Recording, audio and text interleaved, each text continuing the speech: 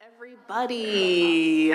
Hey friends, welcome to I love that I can say that in a room full of teachers, and that is the thing, the attention getter, fantastic. Okay, so this is the curriculum committee of the board, and just for a quick recap, the purpose of our committee here is to talk about directional decisions on curricular programming and the actual information that our students are getting in the ways that we are educating our kids. Sometimes that involves contracts, sometimes that involves things like we're going to talk about tonight with recaps of programs.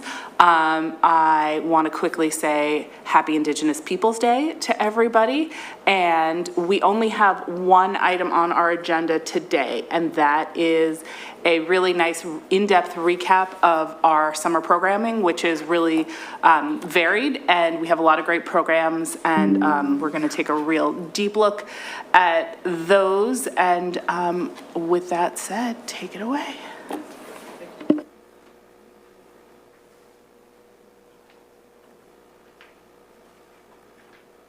Okay, and it's not opening.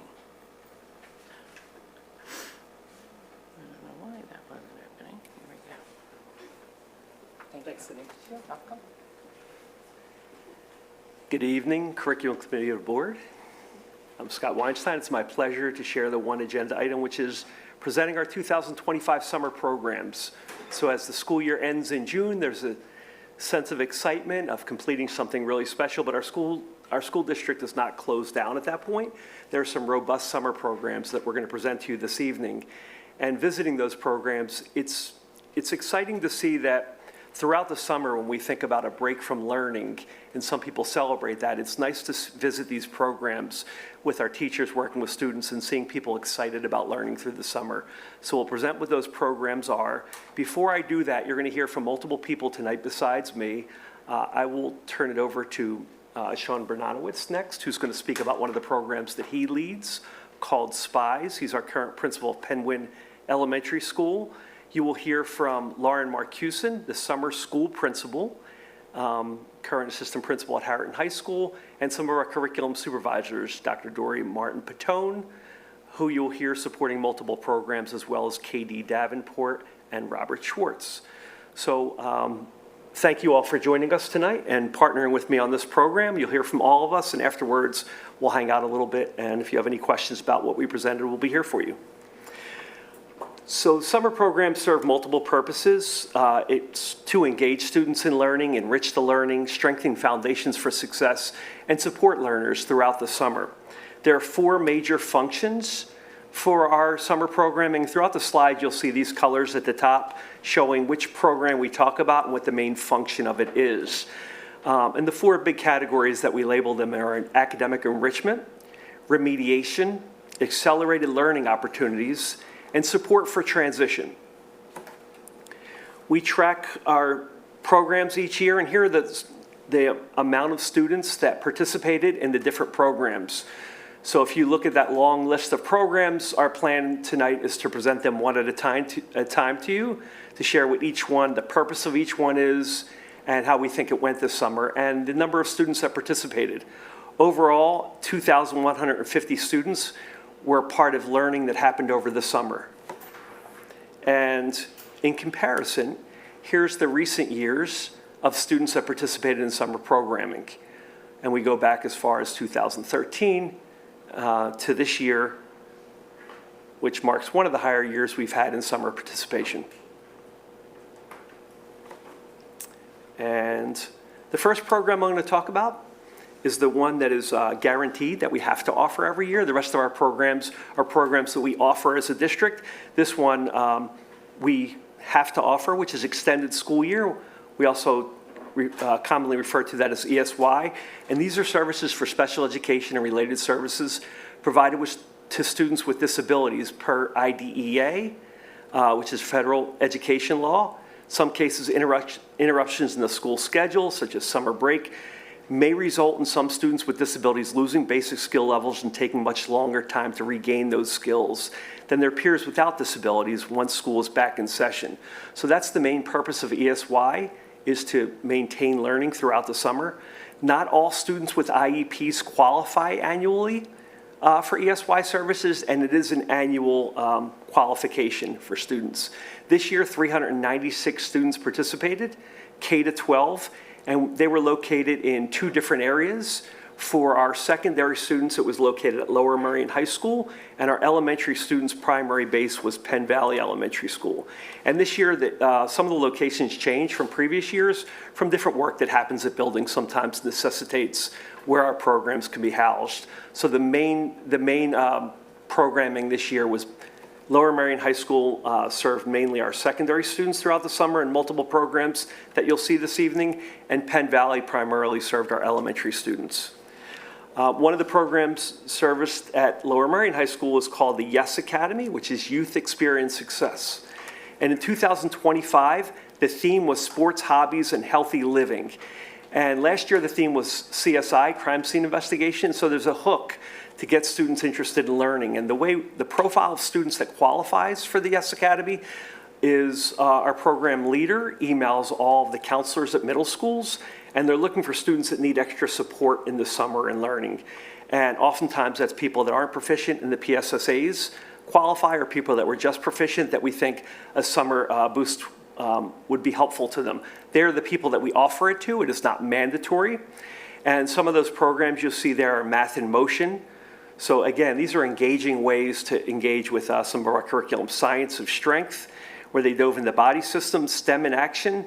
Students designed projects like a miniature golf course. And I think you see that little picture on the left there is a course that students designed, and they got to practice with them. So a lot of hands-on learning, reading for inspiration and writing to reflect and create. Here are some pictures of some of the programming that they had, along with teachers in traditional classrooms. They had, like I said, a lot of hands-on learning. They focused on text centered around the theme of sports, hobbies, and healthy living.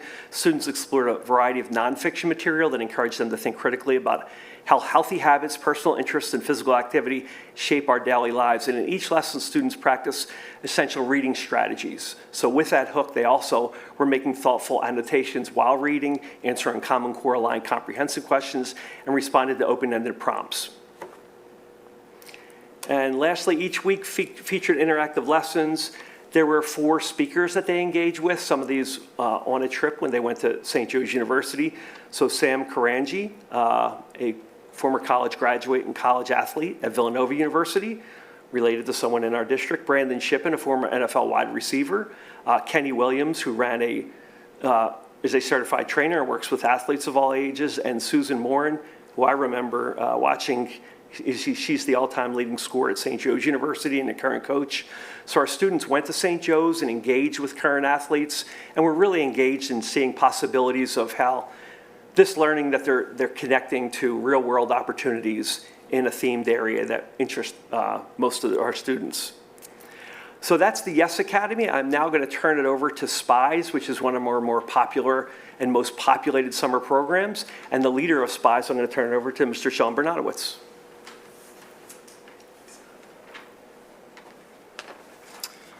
Hi, good evening, and thank you for this opportunity to share a little bit about the SPIES program.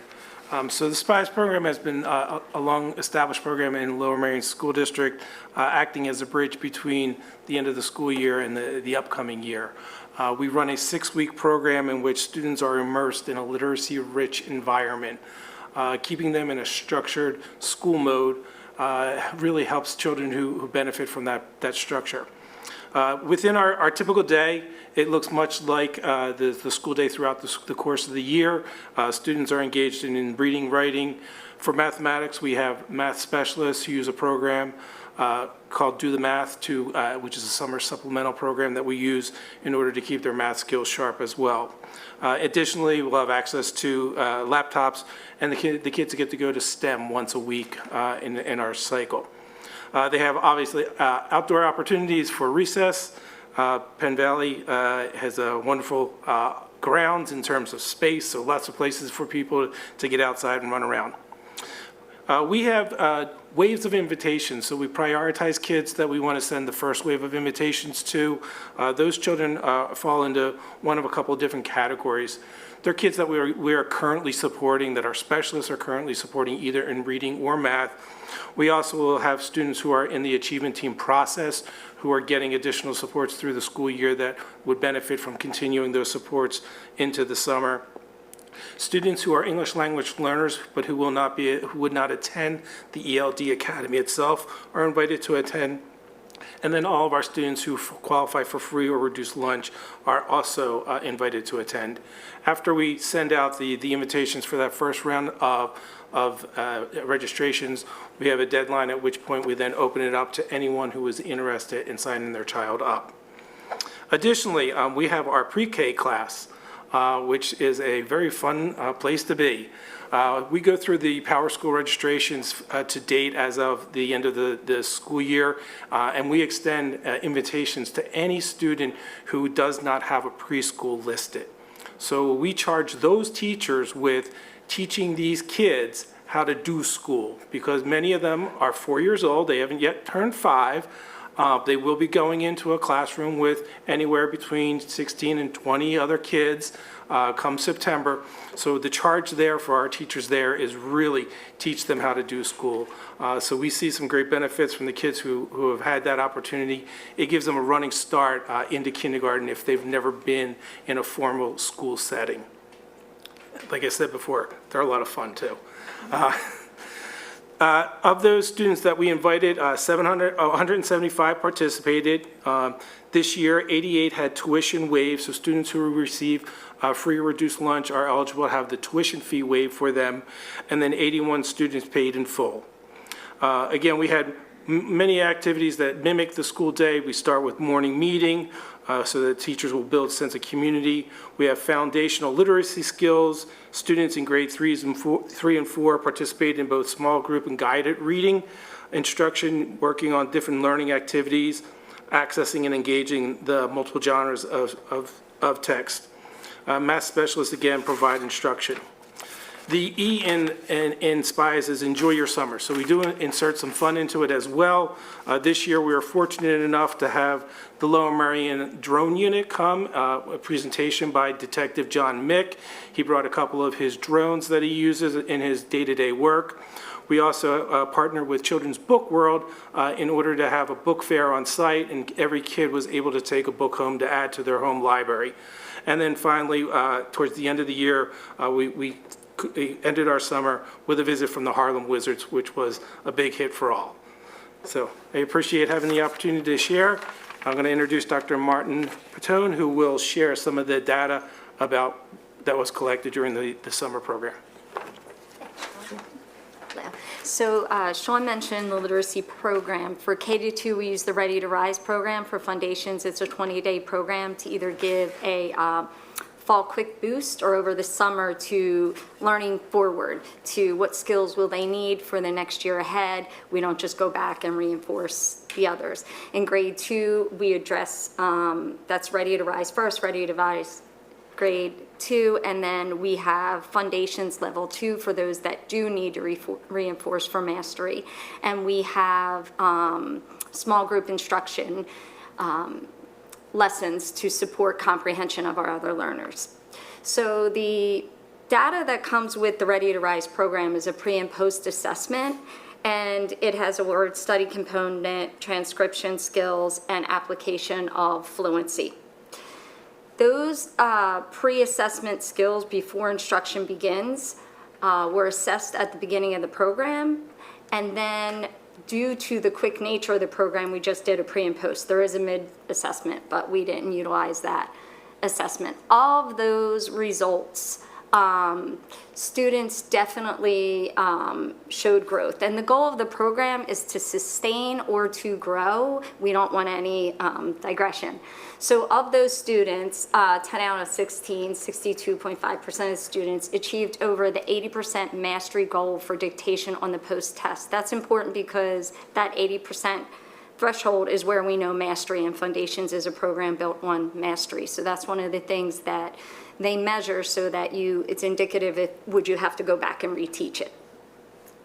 Of those students who did not achieve mastery, there was still significant growth within the lowest percentage of growth between pre and post tests being 30%. So we looked at all the subcategories that were measured, and when I say those that didn't achieve mastery, they were just below the 80%. It wasn't a significant drop, but for accuracy, they still made growth.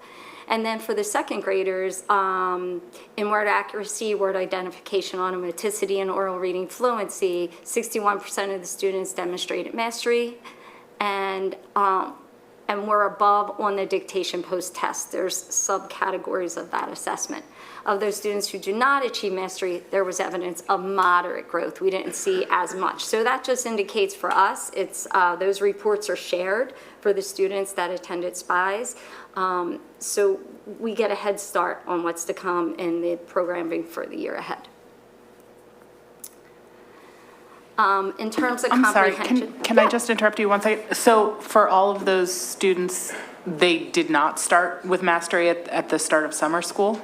Or what was the for the post-test? So it would be in areas, some, they wouldn't be there per se if they had mastery of the program. Foundations is our core program. If they did have mastery, it would just sustain. It wouldn't be growth. Okay. So I wouldn't say they did, no, because how the invitations go out is the first tier of those students are receiving learning support in terms of tier 2 instruction with our literacy supports.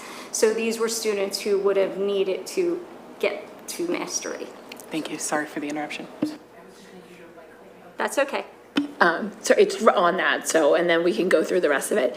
So you're saying that the lowest amount for first graders, rise over run, was a 30% difference on the test?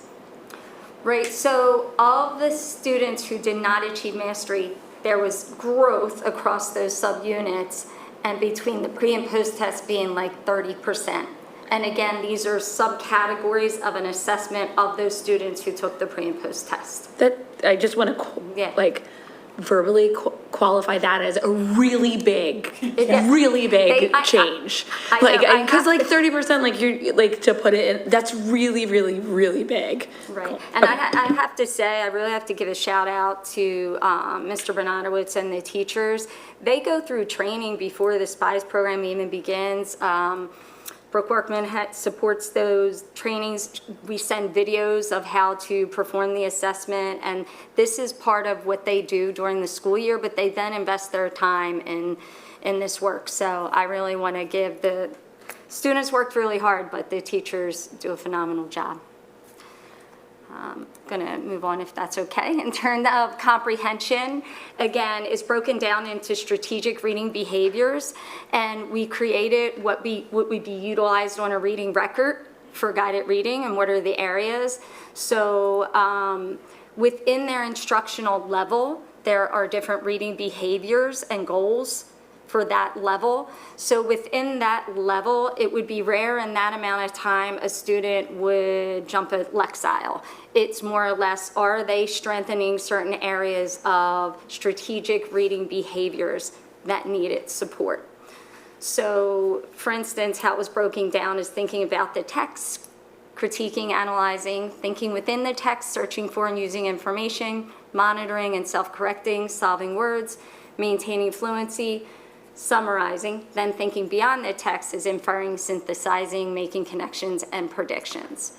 In grades 3 and 4, the majority of the students demonstrated growth in their ability to understand how the author presents information and events in a text and how they are related to each other. That's an essential skill as they enter into 3rd and definitely in 4th grade, because a lot of the text-dependent analysis is identifying those interrelations between the text when it's across literature and informational text, and being able to justify that understanding. Using academic language to talk about literary features and different text structures. And then these were the common areas notated on the reports, which also get shared for the students that attended the program with their teachers this year. Infer the overarching theme and provide evidence to support. Silent reading fluency for complex texts, and actively interacting with text during reading. So they were still seeing of areas that we need to strengthen in the year ahead for these learners. And that actually is indicative of some of the other areas we're seeing when we have students in Tier 2 support. Is there any questions before I move on to ELD? Okay. So our ELD Summer Academy is definitely a highlight and bright spot. I want to also give acknowledgement and thank Dawn Chapman for her years of coordinating the summer program, as well as the dedicated team for ELD. This truly is a language intensive but content area support for our students. We have a flow chart to really make intentional and thoughtful decisions as to which students would be best supported in SPIES or our language program. So if we see that it's more of a language need, we invite to attend the ELD Summer Academy and really try to get students in more collaborative leadership style learning experiences and use the WIDA descriptors as well as their previous information to monitor growth. This year, the program had a total of 22 students at the elementary level, 7 at the middle school level, and 9 at the high school level. Our federal funds cover all costs of this program. So it truly, it's nice to be able to provide this learning opportunity to all the students who are able to attend. In terms of K-8 language development, we do give a pre and post assessment that mimics what they would have of the areas of WIDA. In listening, speaking, reading, and writing, each student K-8 also received an individual progress report. This is provided to parents and caregivers, but it's also sent to their schools to go into their ELD orange, almost cumulative folder, because it's good information for the next teacher. 75% of the K-8 students demonstrate sustained progress and or growth in all areas. We did, I would make note that when I looked at them, because there wasn't many students, there was some inconsistency of progress, and then I called and just had a conversation with the teacher in terms of, I'm seeing this up and down, can you share more information with me? And it depends upon what was really going on at that point in the day, possibly, in terms of there was some attention and other issues. So we really do look at this information to support the year moving forward. Something new this year that was really wonderful, and again, I want to thank the high school teams who were a part of this, the administrative teams and the ELD teachers. This English 9 was to support our ELD learners who come into our district, and they need to obtain the same amount of English credits as they would, as any other student would. So if they come in and we need to, part of our requirements are to provide alternate pathways. And this was one that we got together and thought through to see if we could support, and we were able to for these students. So all of the high school ELD teachers and one high school literacy specialist rotated and co-planned throughout this course so that there would be a consistent dual support for these students. They also sat with the English department chairs and looked at the English curriculum to ensure that when they completed this course that they could transition in then to the next English class. And in order to receive the credits, there's criteria that you had to go through in terms of the hours and the curriculum and the assessment and demonstrating proficiency. So that was something that we were able to offer this year and cover through federal funds. That is the ELD programs, and I'm going to turn it over to Lethbridge. Dr. Schwartz. Good evening. I'm going to walk through a few of the math summer options that we have available to students both online and in person. The first two of which are referred to as our Summer Bridge programs. The Summer Bridge programs are available to students that we have identified as potentially being candidates for acceleration through grade level content. The first is offered to our rising fifth graders coming out of fourth grade, identified as potentially ready to move into Math 6, 7A. We offered that program for Summer Bridge 5 to 81 students who we thought could use a little bit of boost in making sure that they were proficient in grade level skills before they moved into Math 6, 7A. The program was offered through Khan Academy asynchronously with teachers on staff to monitor who were able to support both through in-person sessions and through online synchronous sessions. We offer the same for students coming out of Math 5, out of 5th grade, to accelerate through 6th grade content and into Math 7, 8. 71 students were provided the opportunity to, again, accelerate through Math 6, getting support and ensuring that they were proficient in 6th grade content, even though we had metrics that said potentially they're ready to do so. We wanted to make sure that if we're going to accelerate students, that they have the skills needed to be successful in that next course. We also offer an opportunity for acceleration for our rising 8th graders coming out of 7th grade math. We want to make sure that all students have the opportunity to take, rigorous and challenging math courses before they get to the high school. So all 7th grade students are given the opportunity to take Math 8 over the summer through our MVP program. Students who elect to do so, if they earn a passing grade on the summer MVP course, they can move right into Integrated 1, and this year we had 31 students take advantage of that opportunity. We did have 2 in-person options we refer to as our Jumpstart program.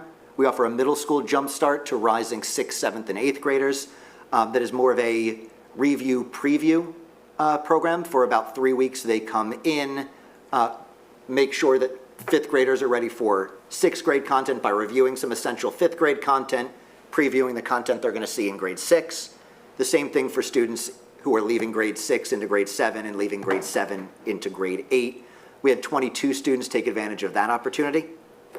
And then at the high school level, the high school Jumpstart program is for students entering into Integrated 3 honors and pre-calc honors, rather than, again, when you hit that end of the line, when math, the application of math really picks up, we wanted to ensure that students that were, going to stay in that honors and advanced track, we identified students who we wanted to continue working with them over the summer to make sure that they were ready.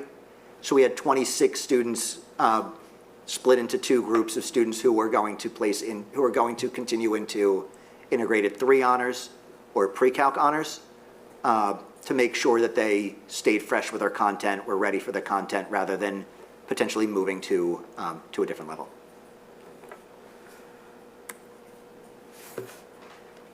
Lauren?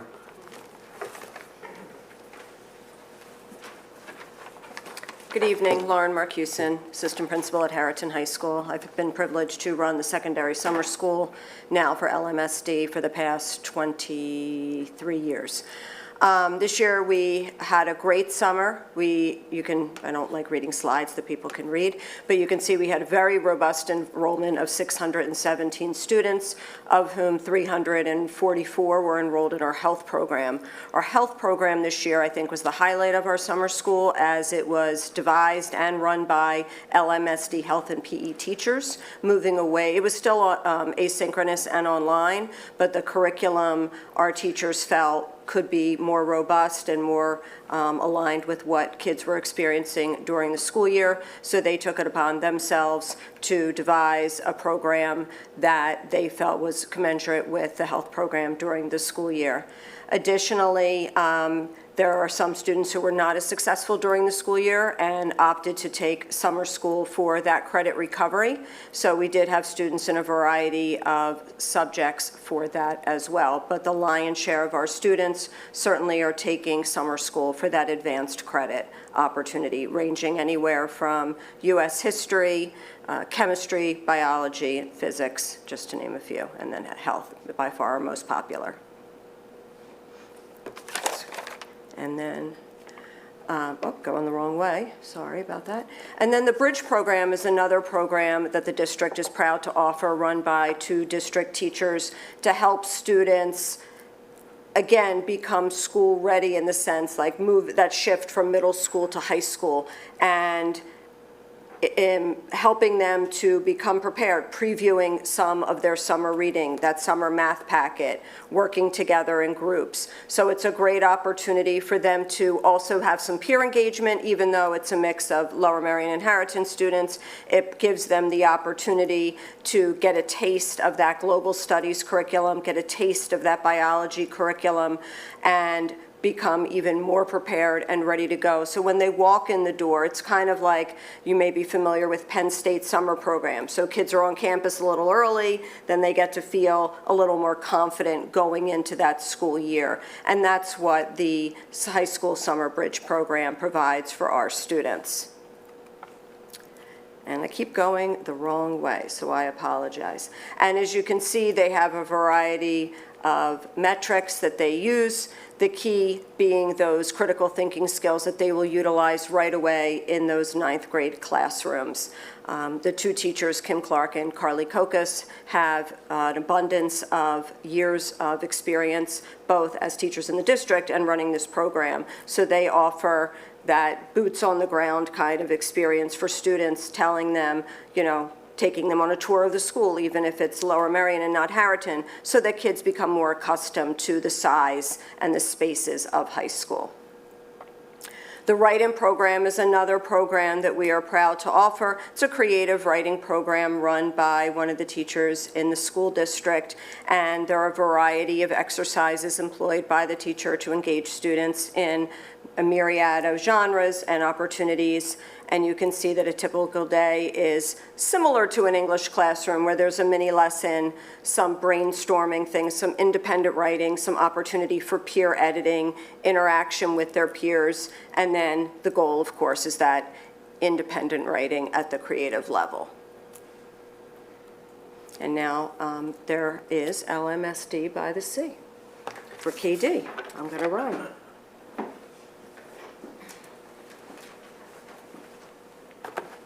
And I will present to you the STEM summer programming as well as our new online health class. So our elementary summer STEM program this year was for students going into grades 4 and 5. We had 53 of them.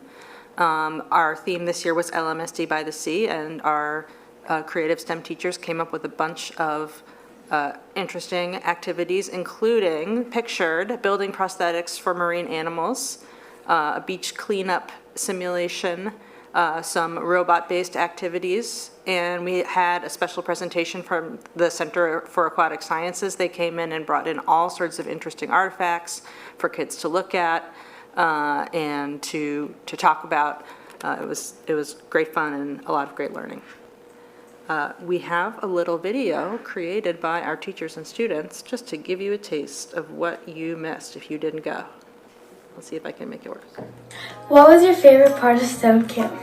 My favorite part was getting to touch all the different animals, some dead, some alive. We got to touch the starfish, the hermit crab, and we got to learn a lot about prosthetics for different animals who lost their limbs. So that was fun.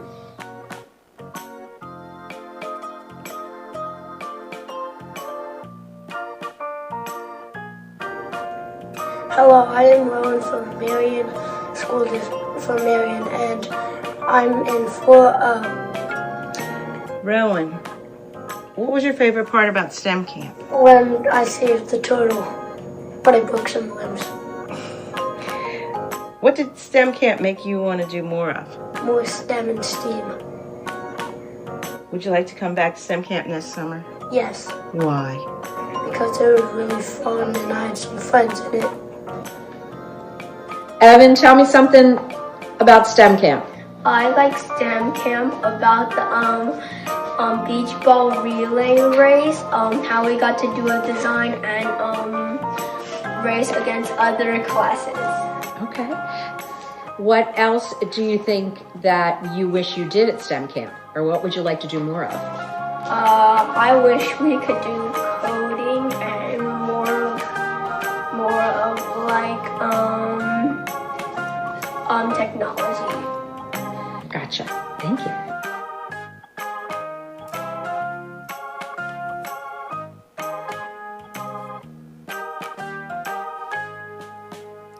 The beach ball relay race, just so you know, was no ordinary beach ball race. They had to design a way to hold and transport the beach balls without using their hands. Thanks to Jen Goldberg for putting that together, and for our students and teachers. Okay, so I got some data on these elementary STEM students. So the big goal, this is not as much of an academic learning. We're not trying to fill their head with STEM facts. It's about generating excitement and interest for STEM, especially for kids who might not have thought of themselves as STEM kids. So here's a couple of pre-test, post-test questions for our students. How do you feel about STEM? I love it, went up. It almost doubles. Next slide. How confident do you feel in STEM? We saw an increase in students who felt very confident and a decrease in those who felt pretty confident. So that was neat. And this is my favorite. The full question says, do you think STEM is something you would like to do as a career? We started out with a good number of our students not really sure, and we ended up with the plurality of them saying, yes, it is something I'd like to do as a career. So very happy to see that data. We also had a secondary STEM camp for our rising 6th through 9th graders. This was a little more based on engineering and robotics. Each grade level has a different set of tools and design challenges. And a really unique aspect of this camp is that we have many former STEM camp participants now in our high schools who serve as mentors. And a couple of quotes that we got from those students. One said, as a participant, I was introduced to tools and technologies I'd never used before. That early experience sparked my interest in STEM and gave me the confidence to keep exploring. So the student later became a mentor. She said the most rewarding part of being a mentor was seeing the students light up when they overcame a challenge or got their code to work. And that reminded me of my own early experiences at the camp. We did not do a pre-test, post-test of these students, but next year I absolutely will. Oh, and we had 207 of these students. This was a longer range camp. Okay, now I want to tell you about something really cool, which is our online Lower Merion School District Health, a long time coming. The genesis of this program predates me being here by a couple of years, but here I am to tell you about the victorious solution. So over the years, LMSD has been offering advanced credit for health class through the MVP online summer program. However, there was some dissatisfaction with this course and a feeling that it didn't really offer all of the features of our in-person class. Content did not seem to be sufficiently aligned with our in-person course.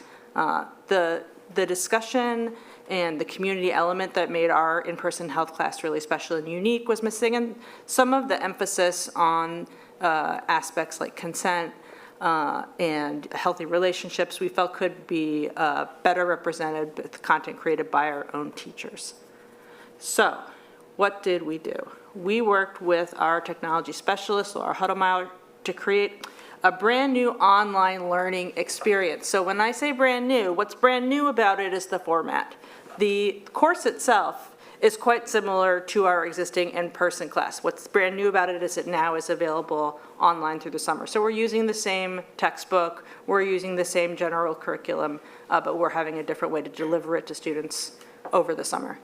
So that text was that we used was the text that you all approved back in April 2025.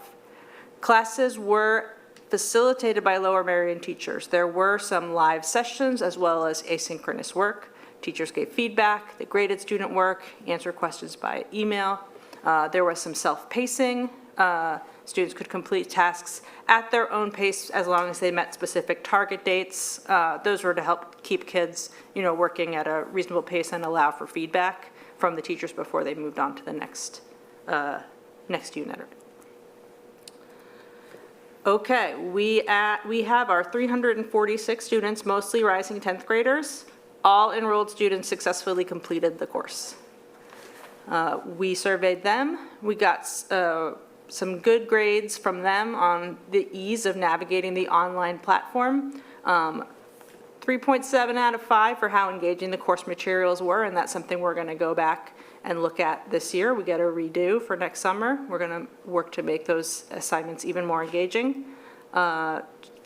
Keeping up with the coursework, most students said they didn't have a problem with it, and in the end, they all did successfully complete it, and they reported feeling supported by their teacher throughout the course. Here's a couple of student feedback notes. Positive feedback on having a combination of a self-paced class, but a schedule to keep you on track. The second student commented that having the material available in the online format made it easy for them as a student who is a multilingual learner. Interest in the projects, which were a big feature of our in-person class, which was not available with the MVP program, gave them opportunity to learn new things they were interested in. And the most common constructive feedback we got is more opportunities for class discussion and interaction with their teachers. And so again, that's something we're going to go back and revisit. One surprise that I was not expecting is that we learned things by doing the online summer school class that we're going to put back into our in-person class. So we learned some new technology tricks, we came up with some new project ideas, and those are going to feed back into our regular in-person class. So we were very pleased with that. On behalf of all of the teachers and administrators who put together an amazing summer for our students, I thank you. And we are all available for questions. Thank you so much. That was fantastic. I know we usually do this presentation as the first one back, and I really like that we bumped it back a month to really have the time to go over and look back at all the amazing things that we did over the summer while we're not in the rush of going back to school. So I know everyone has questions. I know we have comments in the chat. I'm sure we have comments in person. Do we have any comments from board members in the chat? Did any of the board members? No. Okay. Then we will, I guess, start. Abby, did you want to go first? Unless you want to go and just, okay. First, thank you, everyone. You're all in different spaces. Thank you very much for this presentation. It was really helpful to see, and I really appreciate also, I'll speak, I think on behalf of everyone, that you've taken so much feedback in, and it shows, so thank you so much, especially with regard to the health class, health course. I have a number of questions. The first of which is for the math bridge for rising fifth graders, excuse me. You mentioned that it's through Khan Academy. So can you clarify, or can you help? I'm just trying to understand how the teachers, what role would they play, and why we're not necessarily, why they're not delivering the material directly. So the teacher's role in the summer program was to monitor the students that are doing the work and be available for help as needed. One of the things we wanted to make sure of in using a program like Khan Academy as I don't want to say a canned course, but I'll say a canned course because I already did, was to make sure that all the the skills and standards that the students needed to be proficient in, that they were going to accelerate through, we wanted to make sure that they were going to be explicitly covered. And Khan gave us kind of that data to say, for each standard, where were they, where was their proficiency, to be able to say like, okay, they reached a level of proficiency that we were comfortable, having that student accelerate through. The teachers were, on call for, multiple hours during the day to be able to kind of respond to that. Because of the sheer number of students that were available, or sheer number of students that were involved in the program, we wanted to kind of, close the loop in terms of making sure that we saw where the students were. I appreciate that. I'm curious if so this is asynchronous, correct? So it's not happening necessarily like in a classroom at the same time, or it is? That's correct. It's not? It's not. Okay. Is there a thought or chance that could happen in person? With Absolutely. a less asynchronous approach? Absolutely. I think, me being new to my role, I think all, ideas are on the table to make sure, most importantly, that students that are, and this being kind of an acceleration program, I want to make sure that if we're going to push students, to accelerate through content, I want to make sure that they're ready to do so, that they have not just the procedural skill, but the application, and the, all the pieces that are going to help them be successful when they're accelerating through. Yeah, I thank you, because I would be curious to explore that. I understand that there's lots of different sort of reasons and barriers and opportunities that exist about asynchronous versus in person, but for an accelerated class, it just seems to me that it would be a really lot of benefit to have it in person. And I also just wonder if there's a chance or a thought to like embed the Khan Academy stuff so that it's in-house a little bit more. And sorry, I didn't mean to cut you off, but can we go through that? Because I think it would be helpful for everybody to understand how Khan is used at the school in a general ed class setting already during the school year, and also the research behind Khan Academy teaching math and its outcomes, because I think that framing will help say, how effective Khan Academy is online and what you do during the school year with the mixture between the two, because I think that can open up ideas around layering. Context. I think one of the key things to consider about this Summer Bridge program is these are students that we've identified as, potentially being ready to accelerate through content. So I don't want to say that we're using this, to consider as core content and core instruction. That these are students that we've identified from various metrics that are, advanced and have, the data on the background side, the teacher recommendation on the background side, the parents who want to make this happen, that they're going to accelerate through content. And we needed, so I don't want to say Khan is a core instructional piece that replaces the teacher, because it doesn't, right? Period.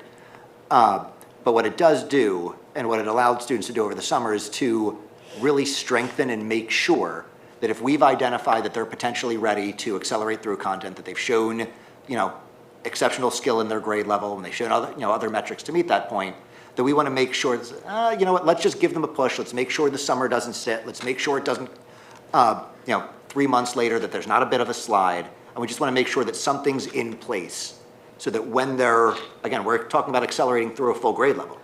We want to make sure that when they land in that spot, that we're 100% sure that they're ready to be successful at that spot. But I think that you're right, is, the difference between an in-person, is Khan the right option for core instruction? It's not.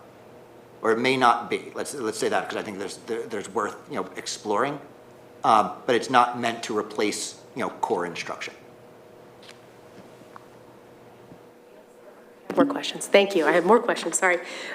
So I appreciate that very much.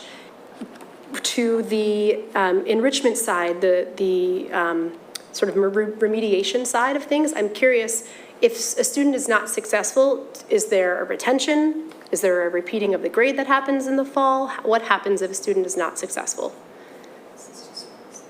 Yeah, I'm curious, sort of generally speaking. It could be, we could go specifically, but. I guess that's more for me. It's very rare that we have a student who's not successful in either the credit recovery or the enrichment. I spend a lot of time making connections with families if I see that they're either not meeting their benchmarks through their placement in the curriculum, or it's typically that, where they're not spending enough time on task. What they're doing is great, but they're not where they need to be. If they do not complete the course, it's not retention because they were doing it to get ahead, so they would take that course in the fall. And that's what would happen for credit recovery, the same thing. But this year, we had 13 kids in credit recovery, and to my recollection, they all passed beautifully, actually, with the course. And the way that MVP works, which I think is really nice, it gives them a pretest, so it assesses what prior knowledge they have coming into the course, because these are children who did take the course prior, so they do have some prior learning. For some, it may have been a medical situation that kept them out of school. I don't know what all the different issues were, but my recollection is that the students performed anywhere, I think, from, say, a 79 might have been the lowest grade that a student earned in credit remediation. It comes to mind. That's great. And so in case that does happen, what's the outcome? In case someone is not successful, they would be held back? Or they would repeat, I should say? I think, I don't like that word held back. As you're aware, it's a credits earned for graduation. So Depends on the student. I think that's something that I pride myself on as a leader for summer school, is connecting with the counselor. If a student, for example, failed biology, that's a keystone class. So I can't just say, oh, let's try environmental science, because I need to make sure that they have those requisite skills to be able to score proficient on the biology keystone. If it's something else where, I don't know, chemistry, maybe chemistry for the third time may not be the best, and we have other science alternatives. Maybe they go into physics and bypass chemistry at this point. Also, their math route also plays a role. We want to make sure that that's commensurate as well. But I can't recall a time that that has happened, but again, I make it my job to communicate both with families and counselors so that everybody is aware of what is happening in the fall for scheduling implications. Okay.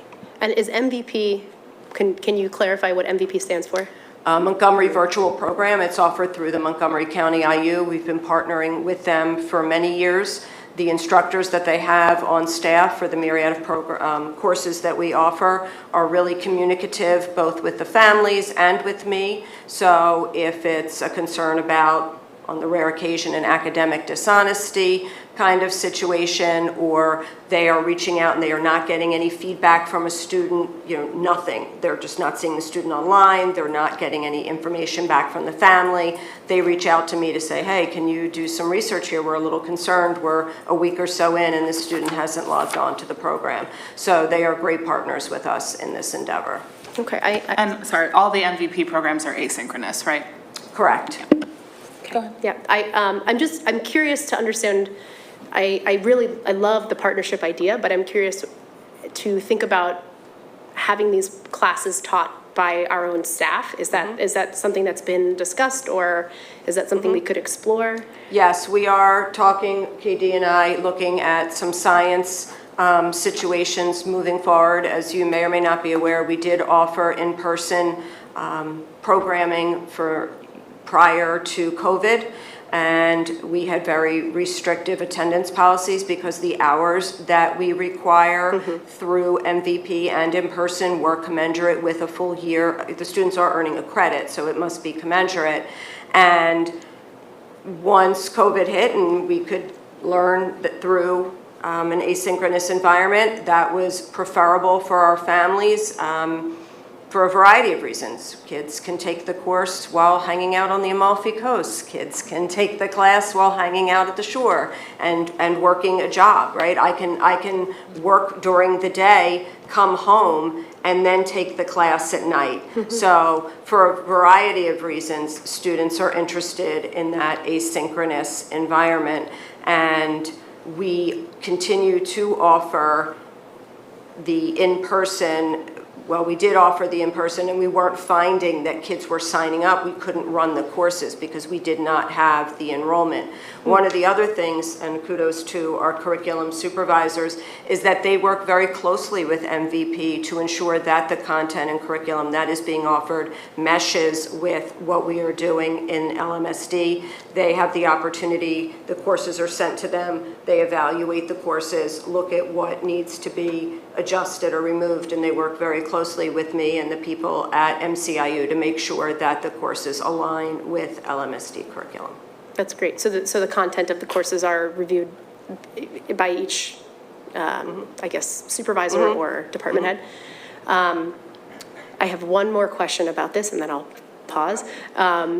You mentioned students working, and I'm curious for the STEM program. I think you had mentioned mentoring, the students that were mentoring. Is that like a camp counselor kind of thing where they would be working, or what does that look like? They are volunteering for the club that they're in. I see. Okay. Is there a chance that they could become camp counselors? That it could be. I'm just. Counselors are paid to say paid. Well, yeah. I'm sorry, but I think of summer as camp. So, I'm curious if there's a way to. I'm just thinking aloud, honestly, a way of, creating some opportunity for students to take some leadership. Opportunity on, and especially if it's something that they feel passionate about, this could be an opportunity for them to sort of apply it in a different way. And it's also equity, because if you can't afford to volunteer because you need to do a job in the summer, it makes it a more equitable experience. Yeah, that makes sense. Curry, you're up. We can go through these quickly. I'm going to make the general statement because I feel like I have a million and they're really shorter ones. So just to clarify for everybody, because I do think this gets confusing at times and even for myself, difference between academic enrichment, this might be more for you, and remediation. Because as we kind of layer through that, there's a lot of overlap there. So can you clarify what's the difference or why you've separated them? Sure. So an example where you saw the difference between the two, academic enrichment would be high school jumpstart, for example, when you have students that want to be successful in Math 3 honors or pre-calc honors. It's not remediation like they haven't been successful yet. It's more so how can we bolster their skills to be successful in a higher level class.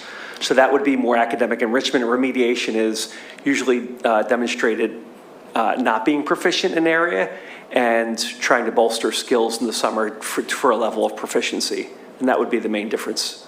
And correct me if I get this wrong, but remediation is there's a high opportunity of the child to step back in skills, and the entire summer program's point is to hold steady with the skills at the end of the school year with, correct? Sure. Is that right? Yep. You said sure, because I say sure to people when I don't mean it. I mean, I think the nature of the program and there's so much variance in students and what they need. I think in general, what you said makes sense, but there are students that need to develop their prerequisite skills, and there are other people that need to maintain it and throughout the summer. So, but ESY is technically about retaining skills. ESY, did you say? Yes. Yes. Yes. Okay. So remediation is really about like holding the line, where academic enrichment means to implies that it is pushing forward a little bit more. Yeah. Correct? Sure. I got a lot of nods? I'm Yeah. sorry, you didn't like that one. Yes. Sure. You can hear it go either Yes. way. Okay, cool. I just want to make sure because I feel like Lauren wants to jump in. Go for it. I do, just because I think there's a differentiation on bandwidth of elementary and secondary. So, for example, a remediation for ESY is different than credit remediation at the high school level. And I think another difference for enrichment for some of the middle school opportunities and even the Jumpstart Math at the high school, I'll use that as an example. Those kids, what? Yeah. You're not on. I'm on. My apologies, I couldn't see it at all. No worries. So Jumpstart Math doesn't earn a credit for those students. It kind of, pardon this expression, zhuzhes their skills a little, whereas in the MVP, we offer a pre-calculus program that allows students to go into calculus in the fall.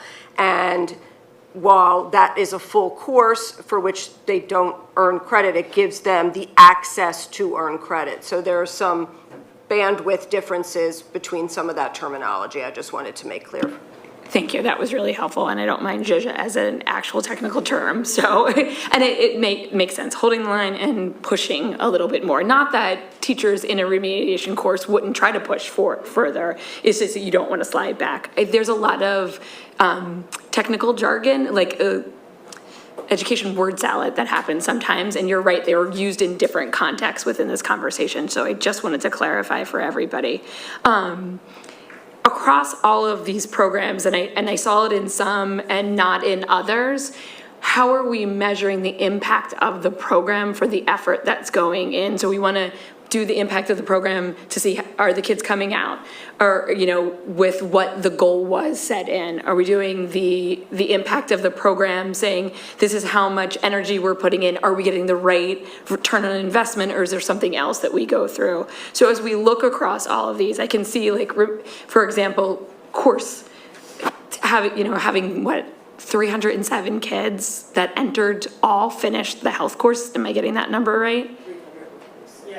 Yeah, that's a lot. Like that's a great measurement. We saw in the measurement in first grade, we saw the 30% increase on those. But are we measuring every single course? And I like the quant and the qual, so I think that's really important to see, to show what are the goals and are we achieving those goals, or is the format effective? Because I'm looking at some of these pieces, and there are some of the, it's like 5 days, 7 days. There's short periods of time in the middle of July.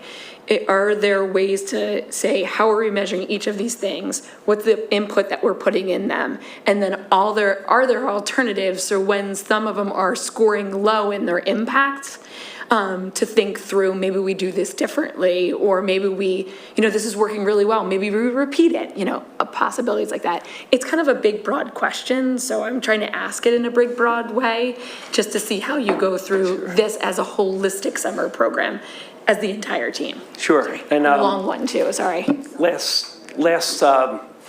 My first presentation at CCOB was summer programs, and I remember those questions.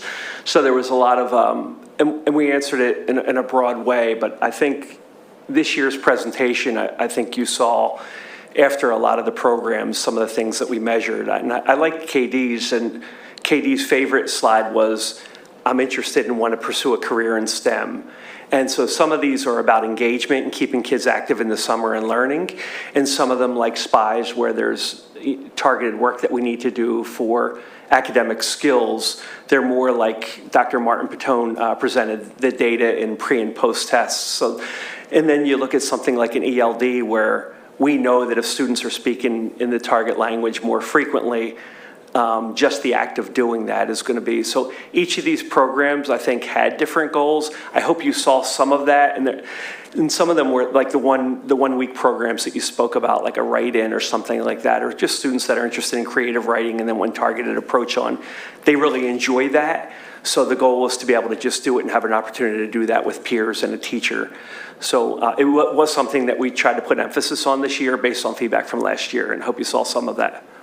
I did. I actually think it was really good, like very, very good. And just, I guess, thinking through the impact of all the programs as a more packaged piece and the outcomes around that, like questioning where the weak spots are and where the strengths are. And like, for example, how are we measuring the YES Academy, the YES Academy? Because I see that 6th, 7th, and 8th for, what is that, about 4 weeks. How are we measuring that one too? What are some of the outcomes? Yeah, and you asked, are we like looking at those spots and trying to make improvements? And a lot of our team, as you know, are pretty new. So we made an attempt to do that this summer and present that data, and that's something we're going to continue to do. The YES Academy does have a lot of students, and that's one that I visited frequently. It was at Lower Merion High School, so a bunch of us walked over frequently. And they didn't have an actual metric as much as the engagement of every time I went there. Kids were learning by doing, and it was real hands-on, some of their academic experiences. So it was more of an engagement thing. Kids sign up to want to be a part of it. So a lot of students are invited, and some of them come back because they've enjoyed the program that much. But we can look at more targeted metrics if that's something you're interested in. Yeah, and I think that's a great example of one right there. If you have a return, sure, that's a really important metric that you can present on too. I think it is helpful. I love to see the increase in all those measurements. I think it's really, really important, but I also want to make sure that we're balancing it appropriately and not just adding more, but effectively engaging how we have, and then how are we tracking these kids over time? So are we tagging the kids and saying, these kids did 3 different summer programs over time, and this is a terrible way to say it, but it's the end of the night. So, and we're seeing outcomes differently for them. Like anything like that, those like longer, and I know it's new, and one of my questions was like, wait, how long has some of this gone on? Because I kind of wanted to see the little bit more of a longitudinal study. Like, are we seeing kids that are in this track or missing these tracks, but in the category of, need? In these 2 grades, they're not getting these interventions, and then they're winding up in remediation on a high school program. So anything like that, I think would be really helpful too, because then we can say, back to I think Katie's point, is like, when you see something really work over the summer, how can you pull it back into the academic year and say, this is a behavior that we're doing in the summer that is working really well. Do we want to move it into the academic year? I think that would be helpful. Sure, thank you. Okay. I feel like there's a gap in 5th grade here. Am I seeing a 5th grade gap? Am I crazy? Or I feel like 5th grade feels like a hole. Is that true? So I think the program that pre-existed, that some of that is in that Yes Academy question that you had in terms of when they transfer up to the middle school. So those students, when the information is shared, there's a lot of, we have transition conversations at the end of the year, and there's recommendations or suggestions of what students would be considered, or should we send out invitations. And I think that is an opportunity, as Scott said, mentioned, that we can work together collaboratively with elementary and middle school to say, how can we get the most out of this program while it's engaging? How can we also strengthen that academic piece to ensure that there's growth in those areas that we're seeing, and part of why they were being invited. Some of the programs, similar to Yes and SPIES, you have a mix of students. We do send out tiers of invitations, and then it's open to anyone who wants to attend. So it is a multitude of things we're trying to do while keeping them engaged in the joy of reading. We're also trying to assess the growth and sustaining that learning. So I'm grateful you noticed that, and I think it's something that we've been talking about. What could we do to possibly either merge some programs or enhance some programs? One thing I know Mr. Bernanowitz and I mentioned briefly, and I brought up to Scott, is for ELD and SPIES, is there a possibility of merging the ELD program into SPIES as part of that program, so they could still get more academic access if needed versus two separate programs? Because sometimes we have learners who progress and then they can't be, it's one or the other. So we are always exploring, and that'll be a good conversation to have for next year too, for that transition into middle school. Thank you, I appreciate that. And this is, you're constantly tweaking around the edges and reassessing, so that is really healthy too. And I'm really impressed with it. Every time we talk about these things, they do move further and further. So barriers, so SPIES is, if you're not invited, or it's not a part of, because I know some students will do a crossover of ESY and SPIES, which I also think is a really smart move, because then it's also like lining up inclusion in a way that is promoting that, can advance a lot of speech and all those other pieces. But so is there a barrier what are the barrier thresholds and the supports that parents who might have a financial barrier to these programs? SPIES is paid, isn't it? So go ahead, Sean, you want to? So students who qualify for free or reduced lunch only pay the $75 registration fee. Their tuition is waived. And we have had opportunities and instances where Neighbors Helping Neighbors with a community-based organization has stepped up to pay the registration fee for some of the families who can't afford even the $75 registration fee. If we need to, we also will set up a little payment program so that we spread it out over a course of whatever time frame the family needs in order to be able to do that. But it is something that we're cognizant of, and we take steps to actively not have that be a barrier that prevents students from enrolling. Great. Okay, last question. I'm assuming the answer is yes, but I still want to ask it out loud, is the summer data, and I know with IEPs it's different, but the summer data on these programs, is it shared and moved, and I'm going to say this wrong, but moved into the MTSS system? It was like some way you'll make sense of that question. Yeah, so students who attend the SPIES program receive a progress report. The progress report is sent to the families. In addition to that, a copy that's put into the child's cumulative file that teachers preview at the beginning of each school year.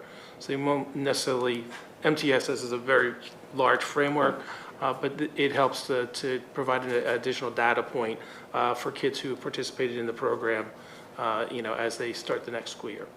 Is it only SPIES though, or is it other programs? Like I think the STEM one, I mean, if I was a science teacher, I would want to know, like, here's a little bio dossier on the student and they did the STEM program and this is what really got them excited about it. Is it shared with other programs too? Or just SPIES and ESY? SPIES and ESY are paper, for, I will say, for lack of a better word. The communication, I know that the STEM teachers who run the program are our STEM teachers. And they are very tight in terms of their collaboration. So if they have a kid that, you know, caught on fire in the STEM program, even if they weren't one of the STEM teachers during the summer, they're telling their colleagues, they're giving them heads up about kids that, you know, showed a real interest, so that those people can then, in their home schools, go back and stoke that fire a little more. Got it, and you didn't really mean burn up like that. Okay, last question for you.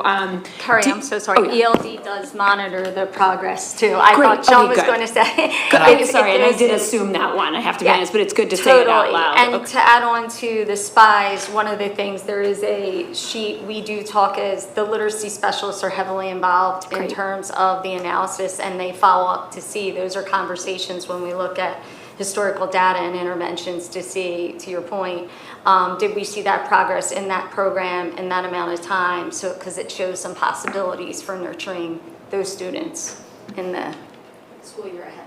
Great, and SPIES is typically, what, 4 days a week, 9 to 1:30? Monday through Thursday, 9 to 2. 9 to 2, got it, just to give everybody like a time frame too. And I Okay. would just say, sorry, real quick, from the Yeah. math side, the information that comes out of, whether it's the MVP program, the in-person program, you know, the summer bridge, all that information is shared with the teacher the next year, because they are broken down by subcategory, both the content of what was covered and how the students performed. Great, because especially with like knowing where the strengths and weaknesses are, that is information the next math teacher needs to absolutely have. You need a baseline. Perfect. Last question, I promise. So you know, this is why I'm sorry. You mentioned something about it, the student in biology. We want to make sure that they pass biology because they have a Keystone exam. Do we ever have access to that to match up and see how our kids are doing who took, because sometimes that, I have to be honest, I took summer chemistry in college, and it was Organic Chem 1 was far more effective because of the more intensity of it and the smaller class size than the general. And I'm just wondering if we ever looked at those patterns to say, you know, you may want to take these programs to support it. We actually do. You were asking for qualitative data. 40 out of the 41 students who took biology this summer scored proficient or advanced. And I would say that it's around that number typically annually. We offer Keystones in the summer, so it's fresh on the children's mind. Right before they leave, they take the Keystone. We just received the scores. And I would say this score is aligned with typical band, numbers that we get. We typically have a lot of success for kids. In this case, the one child who isn't as successful, they will take that Keystone again with some remediation opportunities in December. So it's still relatively fresh for them.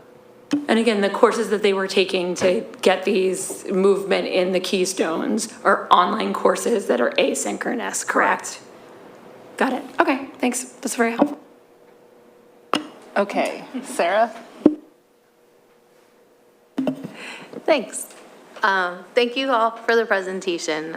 Good to, find out more information always about our summer programs and their impact on our students. I do have a few questions.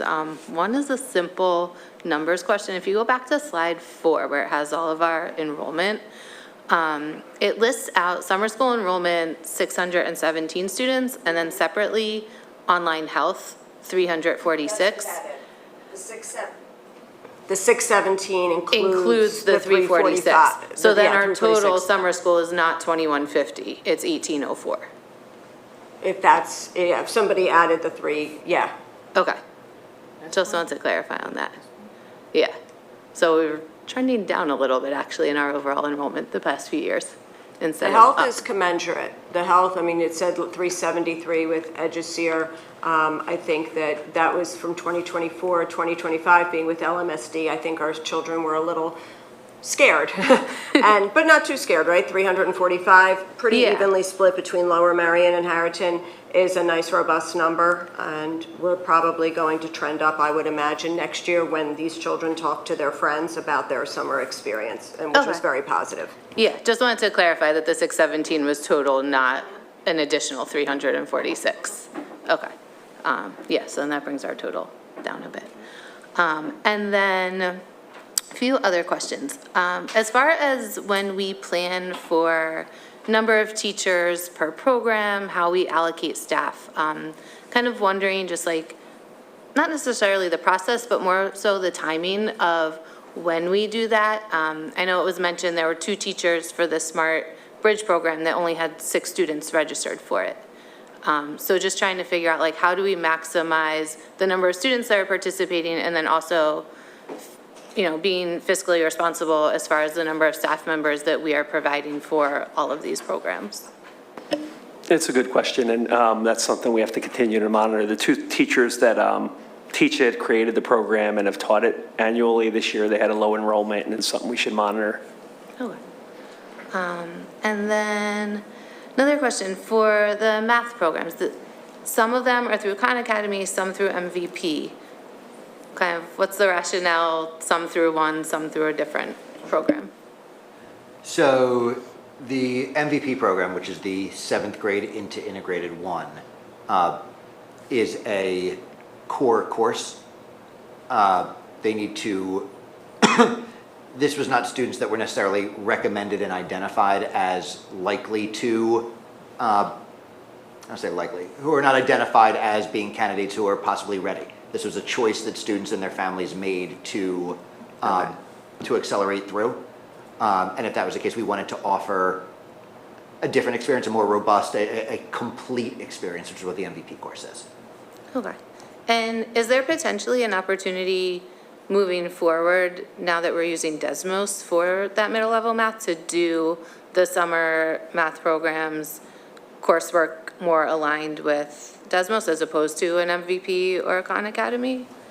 I think at this point, all options are on the table. Okay. You know, part of my work this year in this new role is really to evaluate all our systems and structures, and the summer program is obviously, you know, a big part of that. And then just curious for the math as well, for the summer bridge 5 and 6, do we know how many of those students, the 71 and the 81, ended up taking, are currently enrolled in that advanced course? Yep, I have that number. So in the summer bridge 5, which is the students coming out of 4, accelerating through 5 into 6, 79 of the 81 students completed the program and moved in. For the summer bridge 6, which is out of 5 through 6 into 7, 8, 64 of the 71 completed the program over the summer. While you're writing that down, I'm going to piggyback and ask that we keep track of those kids, and I would love... End of year? Because yes. How many successfully complete the course? We were having our planning meeting, and I wanted to ask that question, and also how many successfully completed it, and Sarah, lovely person that she is, reminded me that we can't figure out how many people have successfully completed a course when it's October. So I think honestly, I'd love more to keep an eye importantly on to that, you know, Carrie, you spoke about, which is the longitudinal piece, right? It's one thing to be successful in 6, 7A. It's another thing 3 years from now to see, are you successful in 3H pre-calc and AP calc? And that was a million conversations we had on the opportunity gap that we have and and I always forget it, but call it like the what's that, you know, the flow chart. It reminds me of the math sequence. Thank you. I was going to say the DNA structural complex is what I call it in my head. But that's what we were saying. Like, okay, we're pivoting in kids in here and we're doing these jumps and pushes, but how successful are they at the end? Are they ever getting to that? So that, and we know you're just collecting because it just changed again, but that's the information that we'd like to see, that long-term outcome too, and like where are they falling off if there is a fall off? And that's been my conversation with middle school and high school staff since I got here, is about having the longest view in the room. Cool. Right? And I'd also piggyback on if we could take a look at kids that are accelerating into a one-year course, like they're accelerating into Math 8, or kids that are accelerating into our combo courses, because those are already accelerated. And so I know that there's been a lot of planning and discussion, and we as a group have sat through a lot of meetings, and a lot of big brains have thought through how to plan this. But as a parent, the idea of my kid going through effectively 3 grades of math in one calendar year makes me I'm sure we have fantastic kids and fantastic teachers, and they do it, but I'd love to look at the difference between those and the kids that are accelerating into a single year program, so they're effectively doing 2 grades in one calendar year as opposed to 3. 2 more questions. On the same line of potentially looking at Desmos for the SPIES program, is there a potential to use the math curriculum that you will use during the school year? Or what are the advantages to using Do the Math instead of our school year curriculum? So the Do the Math was a program that Nancy Akachimesha had identified for us for use during the summer program. Rob is going through his different pilots right now. I put a bug in his ear about a summer component if that is a possibility. Okay, great. And then last question about transportation for our summer programs. What programs do we, for the in-person ones, obviously not for asynchronous, but what programs do we offer transportation, not offer transportation? How does that all work? I can speak to SPIES, ELD Academy, ESY, and shout out to transportation for the way that they are able to bring kids from across the district to a singular location and get them home as well, even to the point where we will have some transportation to some alternate programs or other programs on a consistent basis. So at the elementary level, Otis and his team just do a wonderful job, and they are incredibly responsive. Katie Reagan, there's some names down there that they're on it. Whatever you need, they make it happen. Great. And then for high school? For secondary, it's ESY and the Jumpstart programs. Scott, do you know about the STEM? Do they provide transportation for STEM? Sorry, Katie. Yes. So. and that's a significant number of students again as well. Same for ELD, they provide all transportation. Great. Thanks, I'm good. And also, if I can just jump in, the kids that are in SPIES, when it ends at 2 o'clock, if they want to go to Right at School, which was at a different school location this year, that could be their ride home. Instead of going home, they would go to Right at School, and then their parents or guardians would pick them up at the end of the workday at 6 o'clock. Awesome. Great. Thank you. Perfect. This has been a fantastic presentation, a fantastic discussion. I'm going to try and be, I know we have questions in the comments. I'm not going to forget it this week. I am on top of it, Amy. Okay. We hit some of the stuff I had in my brain and I didn't bring paper, so it's all going from my brain. First of all, I didn't know, I sat through this presentation a bunch of times, well, less exciting versions of it, and I didn't know that we did pre-K for SPIES, and that is really awesome. I think that on-ramp to school is just as sort of a gut check with nothing concrete to point to. That feels like a really important preparatory thing to have kids that have never been in that sort of classroom setting, to have that like, all right, this is how it works. And I'm sure your kindergarten teachers really appreciate it when they have those kids walk into their classroom in September. They do, and it is just from an equity lens. The vast majority of our kids are coming from a structured program, so just knowing that these children have not had that opportunity, they can look like they're behind before we even get started. So this really gives us an opportunity to get them to the starting line with everybody else. Yes, fantastic. We covered my questions with math. The stuff you talked about with the numbers was really fantastic. I don't think I have any more questions for you. My one question about high school summer programs was, how do they handle labs for those, for like biology and chemistry and those things where they have in-person labs, but you have an asynchronous course? How do you handle that? There are no in-person labs because it is asynchronous. So what ends up happening is that the course itself provides data sets for the students to use. And in some cases, in physics, for example, may provide some household item suggestions for the students to mimic the lab at home.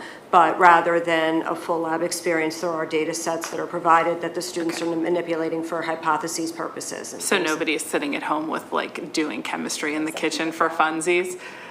They might be. They might be. They might be, but it's not a requisite thing. But not for credit. Right. Okay. Well, that's good to know. Okay. That's sad because that's like me personally, that was always my favorite part of my lab science courses, was getting to do the labs, but I'm glad that there is a way that we approach that, and that's a different skill set that we're doing. I'm really glad that you got to talk about health, Katie. That has been such a big thing. I'm going to shout out Lucy Klein, who was on the board with me for many years, and that was one of her pet bugaboos, was the health course over the years in the MVP system, and I know she championed that for a long time, and I'm so grateful that the group was able to get this together. I know we're saving some money in that we, in the COVID days, we're spending a lot of money on MVP for paying for our students to be taking those courses, and that it's a really widely taken course for our high school kiddos. I just wanted to talk about, from a sex ed perspective, I'm really glad that we're talking about consent. Frankly, I think me personally, I think that's one of the most important things that we're looking at for our kids in these health classes. Are we including in that sort of a gender expansive and sort of inclusive of various LGBTQIA plus identities in that, both in terms of like developing as a person and as a romantic sexual experience for kids? Yes. Fantastic. I feel like I had other questions, but they're gone from my head because that just makes me really happy that we're taking a really proactive, and we're not teaching abstinence only. I know we're not, but I want to hear that out loud. No, we are not. Thank you, because that is, I'm going to get off my high horse. This discussion makes me really happy, and I'm really glad that we have a really fantastic and robust course that we were able to develop within our district and house within our district and offer to so many of our students. And I'm really confident that you're going to have even more in your classroom computers going forward. Thank you so much. I know we have comments online. I'm going to first open it up. Do we have any community comments? Anybody that wants to speak, come on up, sign up with Mrs. LaPera, and then go ahead, just say your name and what town you live in, and then go ahead.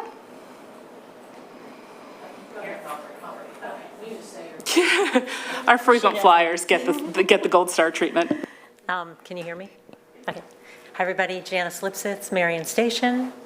I am here tonight, and I know that there's a lot of, uncharted waters in the world of education, and this might be one of them. Maybe not, but I was very alarmed over the past month hearing about developments coming from the NEA, the National Educators Association, and it relates to, it appears that they have been influenced significantly with anti-Israel and anti-Jewish content. So I'm wondering if anybody's heard about this on the committee. So I'll share a few data points with you. Yeah.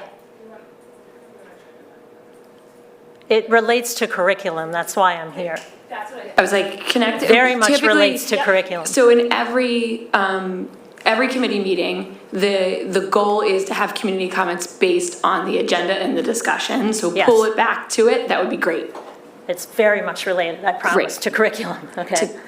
So, so first of all, they voted to remove, and then they voted initially to remove the No Place for Hate curriculum, which has been a long-standing curriculum in our district among many across the country, and because of its links to Jewish organizations. Now, that was pushed back upon significantly, and many Jewish organizations pushed back, and they, I think, they changed the vote, but it was about to go through. So that's the first thing. Then a week later, what came out was that on their website, the NEA, there was a proposal to remove reference to Jews from the Holocaust.